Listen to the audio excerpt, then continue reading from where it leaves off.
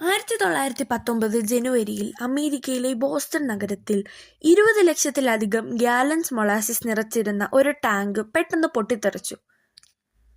ആളുകൾ അത് പതുക്കെ ഒഴുകുമെന്ന് കരുതി. പക്ഷേ അതിശക്തമായ ഒരു മൊളാസിസ് തിരമാല മണിക്കൂറിൽ ഏകദേശം 50 കിലോമീറ്റർ വേഗത്തിൽ തെരുവുകളിലൂടെ പാഞ്ഞു. ഇത്ര കട്ടിയുള്ള ഈ ദ്രാവകം കെട്ടിടങ്ങൾ തകർത്തു, വാഹനങ്ങൾ മറിച്ചിട്ടു, മനുഷ്യരെയും മൃഗങ്ങളെയും വരെ കുടുക്കി. ഈ ദുരന്തത്തിൽ 21 പേർ മരിച്ചു, 50-ലധികം പേർക്ക് പരിക്കേറ്റു. സിറ്റി മുഴുവനും വൃത്തിയാക്കാനായി ആഴ്ചകളെടുത്തു. എത്ര വർഷം കഴിഞ്ഞിട്ടും ഇപ്പോഴും ചൂടുള്ള ദിവസങ്ങളിൽ മൊളാസിസിന്റെ മണം ഉണ്ടെന്നാണ് അറിയപ്പെടുന്നത്.